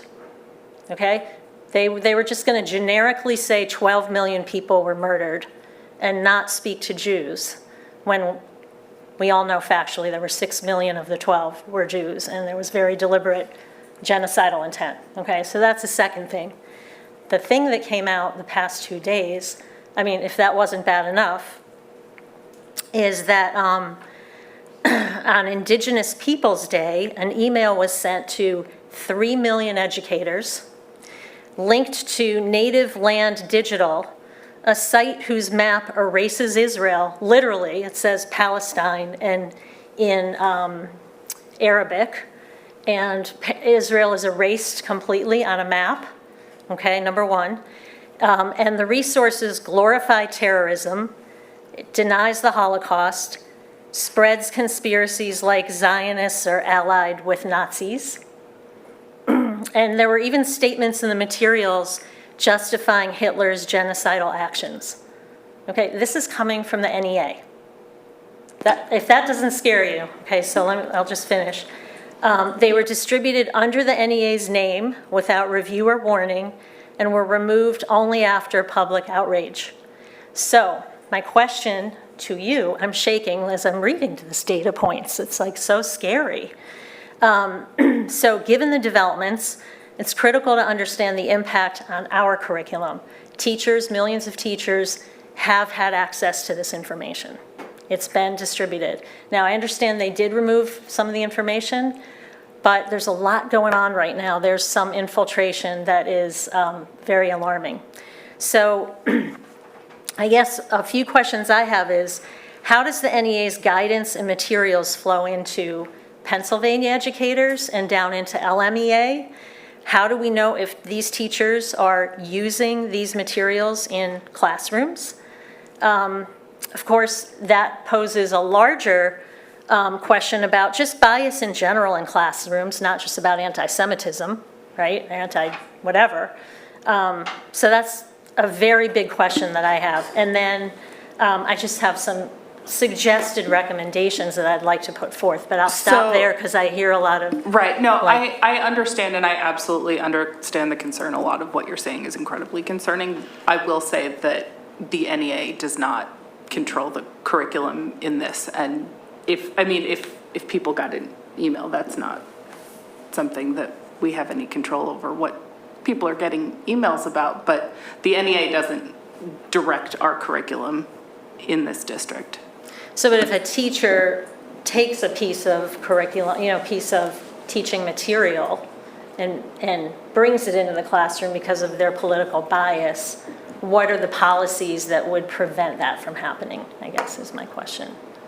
Yeah, that question, it doesn't matter what topic you're speaking of. Any political bias shouldn't be taught. Any religious bias shouldn't be taught in school. Yeah. So we regulate that through our teachers, through our administrators. You know as well as I do, we can't be in every classroom at every time, but Yeah. we hope and we trust our teachers doing the right thing under our direction. And as far as your NEA question, I've heard nothing from the state of Pennsylvania to even about that topic. You're That's talking, concerning well, that it's you're out talking there. you're talking you know. about infiltrating the curriculum in Pennsylvania, and Yeah. I'm confident to say that it's not going to be infiltrating Lower Merion. Okay, I appreciate that. So just a few things I thought was, can we direct educators not to use native land digital or its resources, given that is that a possibility? Some sort of messaging or directive to not use those resources given? Can you guys clarify for all, there's structural stuff we're not doing right in this committee meeting, so I just want to say that out loud. When we have committee meetings, we do the presentation and the questions and comments are on what's on the agenda. So I just want to say that out loud, but we're deep in the weeds now, so let's keep going, because can you both clarify, our curriculum for our teachers is both rigorous, thought through, has a scope and sequence. You go A, B, C, D. And now we don't expect our teachers to be robotics, like an extreme, like the Success Academy. Like you can't diverge a millimeter in a Success Academy. There is a certain pattern that you follow. But our teachers are following a pattern and a system of curriculum that is set up and structured. And how much leeway do they have to pull in? Because this is, I think, where your question's going. How much leeway do they have to pull in a resource that they got in an e-blast from NEA, which would be considered, I think, by a lot of teachers across this nation, a reputable source. Right. And just to add to that, this example it was under Indigenous Peoples Day. So it would be sort of a random, like here's a special holiday. I don't know if that's specific in scope and sequence, so, yeah. Sure. It did not hit our summer programs, for sure. And We have a district-approved curriculum that our teachers teach. They design it. We have a curriculum writing cycle where they do that. Can teachers take supplementary resources and enrich a curriculum? Of course they can, and we encourage them to do so frequently. Like a current event isn't something that was planned 2 years ago when they wrote a curriculum. I like to think our teachers do that really responsibly, and as Dr. Ranelli said, it should be apolitical. We have policies about that. Policy 119 allows people to have conversations that are controversial. Topics like that, though, the one wonderful thing about our community is it's not like something happens quietly anywhere. We have an engaged community. We have parents that are engaged. If somebody takes a misstep in any way, we hear about that, and that's that's what Lower Merion community does. So yes, teachers can have supplementary resources that can be, and as Dr. Ranelli said, we can't be in every classroom all the time. I like to think that if somebody takes a misstep and does something offensive or out of line or political in any way, we would hear about it immediately in a place like here, and we do every once in a while when that happens. Oftentimes where it's not correct or there's a misunderstanding, we look into that. So I want to acknowledge, Janice, that how upset you were when you shared that and what that material represents and the scariness of that. I just want to acknowledge that, but that's not something that's coming into our school district. And if it is, we would hear about it right away. And I think we put a lot of value into, and I know I do from sitting here at this desk and hearing presentations in this committee, in teaching our kids critical thinking skills and assessment of sources. And I would expect, at the very least, that same level of critical thinking and a gauge of appropriateness for bringing into a classroom. And we have a fantastic body of teachers in our classrooms, and I would expect them to think carefully and responsibly about the materials that they are considering to bring in as an extra source. And I would not assume that just because it could happen, that it will happen necessarily, and that there's a lot of structure from what you've heard from around this table around that.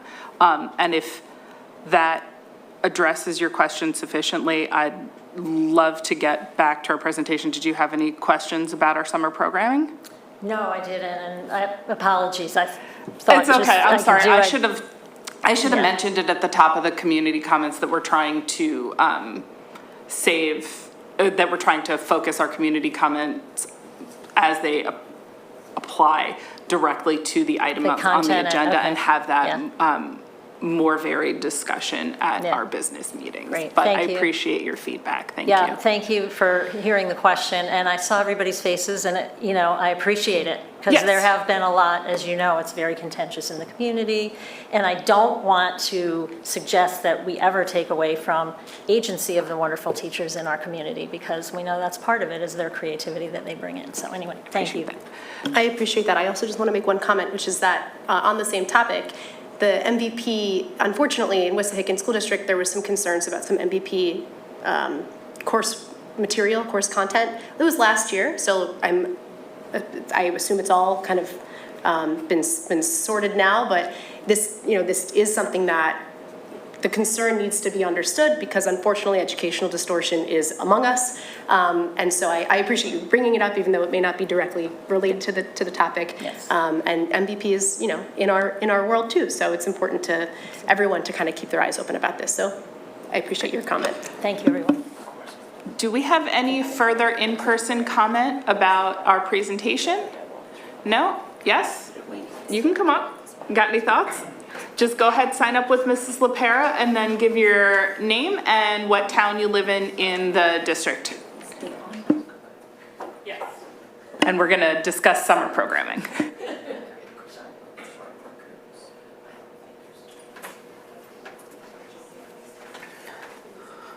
All right, hi, my name is Krishna Khan. I live in Ardmore. My question is about the pre-K SPIES that was mentioned earlier. And first of all, is that relatively new? And if it is or if it's not, I just want to know what data we have on the, the longitudinal impacts of that compared to if we have data of students who, let's say, didn't go to pre-K and also did not attend the SPIES pre-K. Honestly, I have to go back to my notes to figure out when we launched the pre-K. I don't have that off the top of my head, but I could go back and research that. And we have not to date longitudinally tracked those children, so to speak, to see how they progress through our system. Thanks. Great question, though, and we'd love to see that at next year's presentation. Yeah, I'll just add on, we can, which taking copious notes, the students that are in SPIES now, we can look to those that have participated previously and how they performed on the PSSA. So just to see some correlations, I was just taking notes as you were. Thanks. Fantastic, and I want to say that I agree that all the evaluation we've gotten in this presentation has knocked it out of the park. We're kind of like squeeing in our seats because it's real fantastic. And so we don't have to wait another year. I do also like having this in October. Could you pull that into the PSSA data when we do it, which I can't remember when, but is it like the spring? No, is it? I don't. So just some variables, I'll have to see who was in the SPIES program Yeah. in last like so many years, because they would now be in test taking grades. Yeah. And if they're still there, we could. Your mic's not on. Oh, sorry. We would, yes, we will get what we can to see, we'll work together to see those students that were part of the program who are now possibly in 3rd or 4th grade, 5th grade, just to see the impact of. And I'll say that across the board. I said that about what you guys just pointed out, but in all honesty, like when we look at the PSSA data, if we have any tracking data that we can pull from summer programs, accelerations, supportive programs over the summer, remediations, anything like that, I do think it's really helpful to help us understand, again, are these things tracking well? Are they tracking medium? Is there interventions that are happening here that could be used for over here? I think that is really helpful to cross the data streams in like a good way, not like an explosive Ghostbusters way. Okay, no Ghostbusters. Can we hear our online community comments, please? Sure, I'll start with the ones directly related to the presentation. Christina Chang from Penn Valley. Most students' math paths are determined at the middle school level with no opportunity for further acceleration during high school unless the student takes summer pre-calc after junior year. I asked the math curriculum leads to survey the students as there seems to be lots of opportunities for improvement based on student feedback from last summer. Students who are on the standard math track are also not learning everything they need to take the SATs during the springtime of junior year. My ask is that future summer pre-calc is offered at least in a hybrid format with in-person or virtual check-ins with teachers weekly. Michelle McGill from Ballackinwood. It is truly inspiring to see the SPIES ELD program presentation so clearly speak to its goals and objectives. Having data from both the beginning and end of the program beautifully demonstrates real growth, meaningful progress, and the powerful impact this initiative is making. The results not only highlight areas where the program has grown stronger, but also identify key opportunities to focus on for next year, ensuring continued success and improvement. Even more valuable, this reflects exactly what the community has been asking for over the years: transparency, accountability, and measurable results. The SPIES ELD program sets a strong example for how all of our initiatives should be reported. The level of reflection, dedication, and honesty shown here truly drives lasting change. This is outstanding work and something the entire team should be incredibly proud of. Talia Nisam of Ardmore, when it comes to the numbers of kids attending summer school, do we know the number of kids who need help versus kids who are accelerating this summer, and how do they compare to previous years?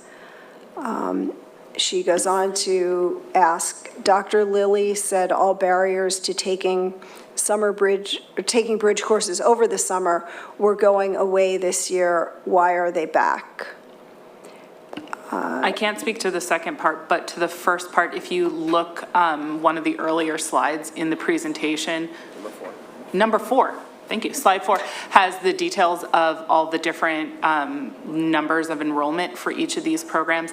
And if I recall correctly, and I believe I do, there should be a similar slide in every single presentation that we've received on summer programming, so if you want to go back to previous CCOB meetings, it's usually the September meeting that has the summer program, and you can, we don't have that longitudinal data for each program handy in this presentation, but it's definitely available for consumption. And maybe the person can clarify this themselves, but I heard that question as, how many did you offer it to? How many came?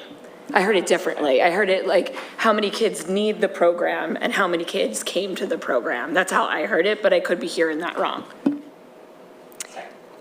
This is a question from Ayala Kanane. I'm not sure I'm pronouncing that correctly. I live in Marion Station. My son attends Penn Valley Elementary as he is profoundly autistic. He has attended the ESY program for the past 3 years. I would like to state that having the program Monday to Thursday is stunningly inconvenient to working parents like myself. What are we supposed to do on Fridays? He doesn't stop being autistic on those days, and there are no programs he can attend just for Fridays. I would rather see the ESY program be a week shorter and have coverage on Fridays during the program weeks. Another comment from Talia Nissim of Ardmore. Love the older students are mentoring younger students. This is so important and cool. I'd love to see more of this during the school year. Lisa Prosnitz from Penn Valley, thank you all. I'd like to understand a little more about the summer bridge programs, especially for high school courses. If a student wants to move from CP to honors, does the summer bridge program offer enough information to ensure success in the academic year? Does LMSD provide additional support to students who are willing to be stretched in this way? Thank you. Michelle McGill, Bala. Are we collecting data on students who attend the summer bridge programs to determine whether they are successful in the classes they progress to? For example, if a student completes the summer bridge program and then enters integrated Math 3 honors, how are we tracking their progress to evaluate the program's success? Tracking this data is essential as it will help us identify whether these students need additional support during the school year or if the program effectively prepares them to succeed independently. Do we also have data on how many students ultimately drop down or struggle to manage the class they attempted to bridge into? If this information is not currently being collected, it is imperative that we begin doing so. These insights will allow us to make data-driven decisions to strengthen the program and ensure students are receiving the right level of support to be successful. There are a couple comments from a person wondering when their comment was going to be read. This one is for Mona Al-Mukaddam of Balakimwood. Thank you so much for these great and informative presentations. Could you please share when the dates and options for the summer programs are typically announced? Our family, and I'm sure many others, need to start summer planning and registering for camps around January or February. So it would be very helpful to have an idea of the available options by then. More comments about getting the question. Sorry, can we pause? Do we have an answer on that, when it generally comes out? Or any of those questions, because this is a committee, so we can answer some of those questions. I feel like I saw head shaking. That one in particular, I want to. Michelle, thanks for all the comments. I know Michelle, a lot of them were along this theme of that you all brought up, which is longitudinal data and tracking students and how do we know they're successful or not. And that point is taken. We don't have that data with us right now of students that took courses and how they're doing right now, but that's something that I heard Dr. Schwartz talk about and something we're interested in. The dates for the summer program? Yeah. Sorry, I'm trying to remember up. Typically, registration for secondary summer school begins, I would say, mid-March. The information is typically available mid to end of February with our course offerings. And then registration continues usually through April so that we have a sense of what our numbers look like, especially for that health for which we are hiring and using our district teachers. So we need to know how many people we will need for that program. Lauren, thanks. Are the date ranges for your programs pretty much the same? Yeah. Right, so I think that was part of the question. You mean over the summer? Yeah, what those with the typically week, we look so at. they could plan typically camps and things. We look at when the school year ends for teachers. So for example, because we're having our health course taught by teachers, we want to make sure that those teachers are available to students. So I haven't looked at the exact dates. I don't have a calendar in front of me. But this year, we started with MVP a few days prior to starting with the health program because our teachers were still teaching. And they both ended July 31st with a window of that one extra day. I think they ended Thursday, and we had till Friday just to finish and close that up. So I think that was July 31st. I do think there was a question stated in there that they were looking at camps. So I would say how SPIES look pretty much the same, and how does the summer like STEM programs look pretty much the same time range? Because I think that was the question, was like, I'm blocking my kids in camp, and you're right, you book camp in January and February and they go like hot potatoes. So it's really September. Oh, I booked him in January, February. So the dates that I currently have, I'm anticipating for this coming year would be a start date of June 29th or 30th, sorry, and then end August 6th. That would be the 6-week block. Generally speaking, we teachers will engage with parents and guardians during spring conferences to discuss, if they feel that SPIES is an appropriate program for their child at the elementary level. And all this information is usually pushed onto our website, correct? When we have openings, when we have the dates announced, when we have the registrations opening. So also, I know that's Amy's wheelhouse. You can stay tuned to lmsd.org and you can get your details there too. And there was just one more question of why SPIES was changed Monday through Friday to Monday through Thursday. Was there, because it did change. It was on ESY. Sorry. It was on ESY being Monday to Thursday instead of Monday to Friday. SPIES is Monday through Thursday too, right? Yeah, okay, both of them. Why did we drop Fridays? Part of it was efficiencies because the transportation system and everything else, when they run for everybody at the same time. And there was also an incentive for families who basically, our Friday attendance was bad, and it just, it was, so. The district went to a 4-day summer work week from Monday through Thursday, so we're not open on Fridays. So the attendance of the students or the teachers hated? I'm sorry, I just want to clarify. The district closed on, that was a decision made Got a it. year ago, yeah. But the days became longer. Correct. Yes, we extended the day. And it was the student attendance that was poor on Fridays. Yes. Prior to us, right. The change was made to the student days, so it became 4 longer days. After the next year or 2 years later, then we closed all the buildings on Fridays as well in the summers, and that also achieved some efficiencies. Any other questions that we missed? Oh, there's more. Yes. No, I just meant the ones you already read through. Because it is committee, so I know this is when we get to answer questions. I think we hit them. I just want to make sure we Yeah, yeah, okay. Keep going? Okay. Lisa Prosnitz again also wanted to recognize that we have updated and brought in the summer health curriculum. Congratulations to the team. More questions about when the question was being answered. Talia Nissim of Ardmore said, I cannot believe the response to Janice from the board. This is a real issue, unacceptable. Muna El Shaksa, I'm not sure. I got the tough pronunciations tonight. Mona El Shaks. In Narberth. I'd like to thank Carrie Sotner and the school board and the administration for the wonderful initiatives you have discussed tonight and for being thoughtful about ways to measure the effectiveness of these programs. Second, I'd like to thank Shana Kalish for your inclusive comments on creating a safe learning environment for all students, including our gender-expansive students. Michelle McGill from Ballackinwood. I just want to add to what Janice Lipsitz was saying. When we think about building trust and relationships, communication truly matters. If community members believe it's important to proactively share information, such as sending an email about materials or messages from the NEA that could potentially come into our classroom, along with the district's expectations. If this occurs, then I believe it would be worthwhile for us to consider doing so. Sending a proactive email to staff can only help. It demonstrates transparency, builds confidence, and reinforces our commitment to maintaining trust within our communities. Sarah Schreffler, I'm sorry. Could you please repeat the new law for new rule for public comment? I came in late. I think do you explain that?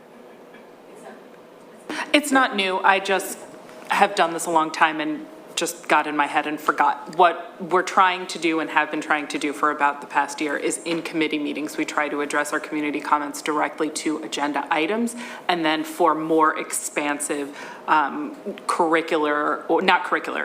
district issues, community issues, thoughts and feelings that we want to share. There is more available time for that at our business board meeting, which will be next Monday. No? Okay, no comments? Okay, so that, I believe, is what we were discussing, and we've got more. We go. Okay, Ms. L. Shaks from Narberth, again, sorry for hitting send too soon. Regarding the audience members' comments on NEA being anti-Semitic, I wonder how much of her comments were based on misinformation from organizations that are actively opposing unions. I'd ask her to fact check that. I'm a proud teacher and PSEA member, and I have not received any emails from NEA of the kind that she mentioned. Or wait, oh gosh, it just jumped. Or I would voice my concern immediately. I proudly teach weekday warm-ups on cultural holidays and include Rosh Hashanah, Yom Kippur, Hanukkah, and International Holocaust Remembrance Day. And in our school, other union members teach about the Holocaust as an essential part of our curriculum to show the harm that discrimination can do so that it never happens again. Lisa Prosnitz, I think my question above got missed. Oh no. Hold on, scrolling back up.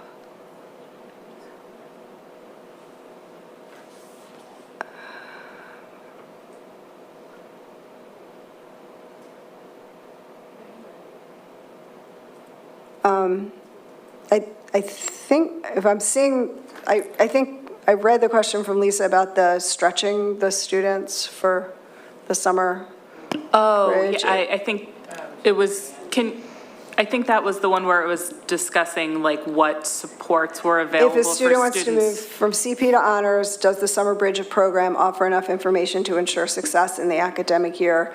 Does LMSD provide additional support to students who are willing to be stretched in this way? I think somebody want to talk about what supports are available for students who might have been in that kind of program? In the high school, there's supports throughout the entire day. Every day at Lunch and Learn, there's 30 minutes dedicated to supporting any student that needs additional support. Plus, both high schools have what we call a learning center, where teachers are available throughout the day for students that have study hall or an additional period where they can go see somebody, where teachers are set up to provide additional support. So daily, there's support provided at both high schools for situations like that. That's great, and I think we'd all love to see that information included as we're doing our tracking and seeing next year when we're looking at data to have that included. That's everybody? No. Dr. Kanan again. So the message I am getting is that the board and district care more about the families that are rich enough to take long weekends during the summer than the families who have working parents and no childcare on Fridays. I want to be clear that that is the message I'm getting here. That's the end of the comments, I think. If I can respond to that question, just really, or that comment, I think you're raising a really important consideration that we can definitely talk about and think about. So I don't want to make it seem as though we're dismissing it and not responding to it. And you know, I think we have to there are so many moving pieces, so we have to think about this all, but I appreciate you raising the question, and we will continue to think about it. That's the whole list? I want to thank everybody for all of your thoughtful, insightful comments. This has been a fantastic discussion. I want to take a second to really shout out every person who was involved in our summer programming, the teachers, the aides, the bus drivers, the bus aides, the folks in the office, the folks cleaning our buildings, the folks making food, everybody in this district who makes our district go, who makes our kids be able to have a place to come and learn and thrive. And sometimes people are unsung, not the transportation folks, everybody loves you. But there's a lot of moving pieces, and most of those moving pieces in this district have faces. And I just want to reiterate that we see how much you care about our kids and how hard you work. And so I wanted to shout that out. Our next meeting of the curriculum committee of the board. I'm sorry, I didn't know you were wrapping up. I just wanted to make one comment. On the comment of the teacher about that NEA e-blast, I got it all over my news feed too, my education news feed. So I just wanted to acknowledge that. That was something that was in a lot of news feeds, and I think 74 too, which is a pretty wide source news feed. So I just wanted to comment on that too. Okay, and it's all about media literacy and ongoing discussion and compassion and empathy for our friends and neighbors and ourselves. And with that, the next meeting of the curriculum committee of the board will be November 10th, Monday night in this room, 7 p.m., same bat time, same bat channel. I will see you all there. Good night.